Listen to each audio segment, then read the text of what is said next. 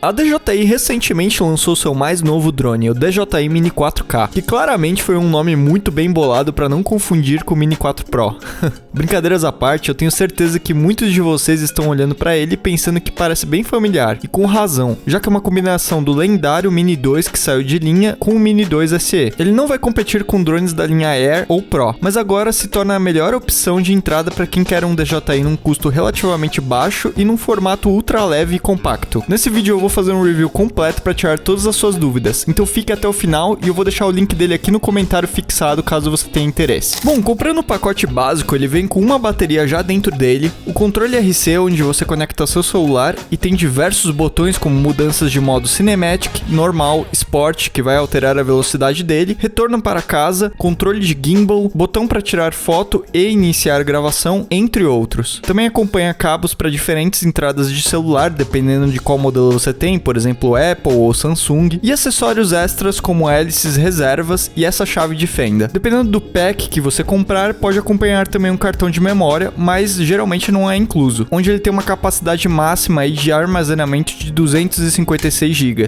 Como anunciado, ele é bem pequeno e portátil, pesando apenas 245 gramas. Como todos os drones da DJI, você pode comprar junto ou separadamente o pacote Fly More, onde vem com duas baterias extras e a bolsa de transporte junto com um hub de carregamento, onde você pode carregar as baterias e visualizar quanto cada uma tem restante. No meu caso, eu comprei o Fly More separadamente para ter o máximo tempo de voo. Lembrando que o Fly More do Mini 2 também vai servir para ele. O pacote Fly More vai ser ideal para quem está viajando e quer mais autonomia para fazer várias gravações durante o dia ou simplesmente quer voar por mais tempo. Indo direto para o que interessa, vamos conferir as imagens que esse drone é capaz de fazer. Ele consegue gravar em 4K até 30 fps com 100 megabits por segundo ou em 2.7K em 60 fps, onde você consegue fazer um pequeno slow motion. Sinceramente, eu não vejo o porquê de usar 1080p, a não ser que você queira economizar espaço e talvez vá gravar apenas para o Instagram ou coisa do tipo, já que essa resolução está cada vez ficando mais obsoleta. Eu usei a configuração de fábrica dele e no geral ele tem uma imagem excelente durante o dia, sendo bem natural. Não é super saturado como de alguns outros drones, apesar de ter um pouco de problema com os flares do sol. Além disso, você não possui algum modo de filmagem flat ou log para poder conservar mais detalhes em imagens e mexer depois na edição, mas nada impede também que você tente dar uma mexidinha nas cores para dar uma melhorada. Apesar de ser limitado nesse ponto, eu acredito que a maioria das pessoas que vai comprar esse drone não vai usar para uso profissional.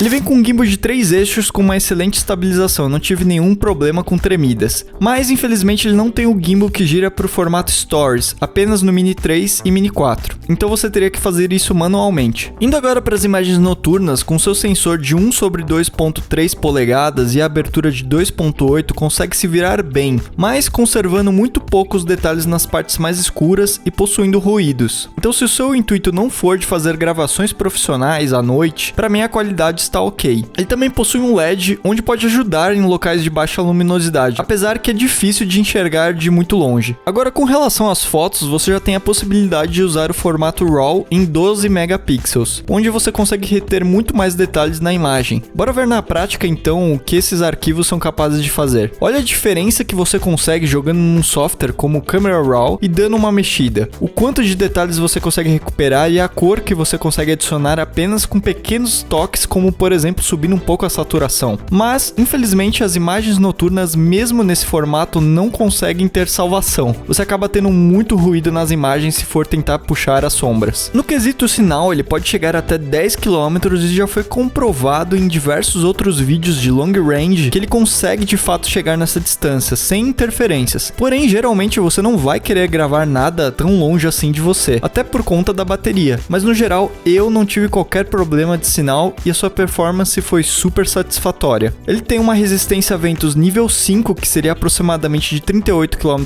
por hora. Eu testei ele num dia com ventos bem fortes e apesar de uma hora ou outra ele ter dado umas leves sambadas, ele resistiu muito bem. Você consegue ver aqui como estava ventando. No geral é bem estável voando e fácil de pilotar mesmo com ventos. Além disso, foi bem nos testes de precisão de retorno para casa, tudo funcionou perfeitamente. Return to home.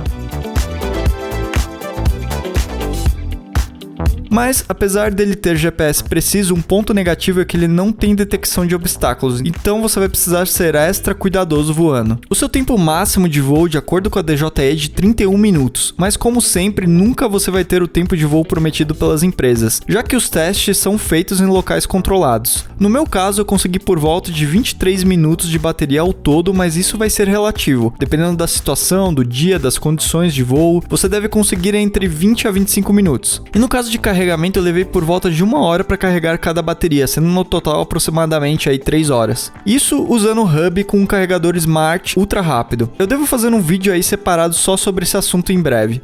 Critically low battery warning.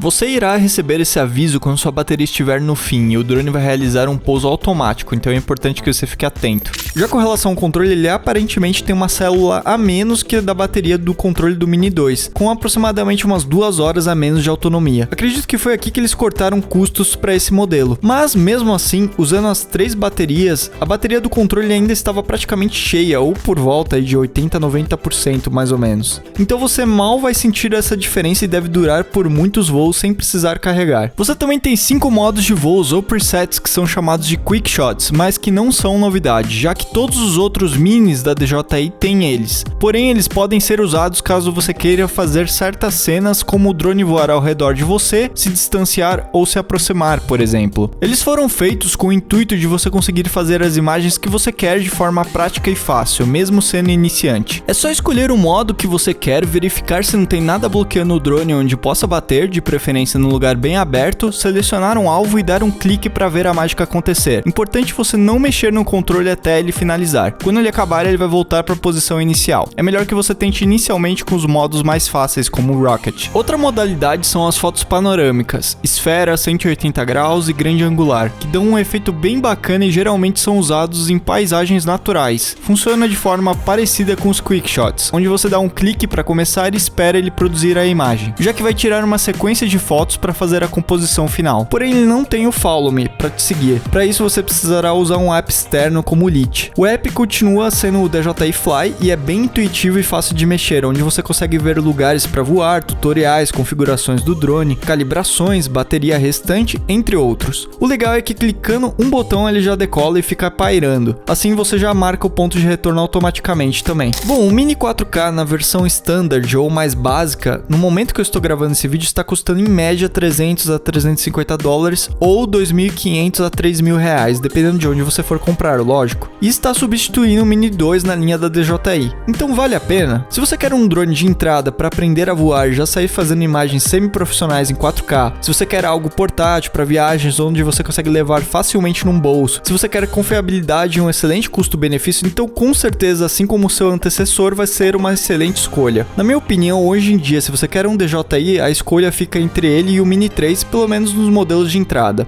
Infelizmente, ele não vai ter gravação HDR, câmera vertical e nem acesso ao controle com tela como o Mini 3, entre outras coisas, né? Então vai ser uma questão de necessidade e preferência sua. Novamente, eu vou deixar o link dele aqui no comentário fixado junto com outras alternativas nos melhores preços que eu encontrar. Caso você também tenha alguma sugestão de vídeo, deixa aqui que eu vou dar uma olhada. E se você ainda não viu, dá uma conferida aqui no meu vídeo de top 10 drones para comprar em 2024. Essa lista tá bem completa para te ajudar a escolher seu drone esse ano. Até a próxima, fui!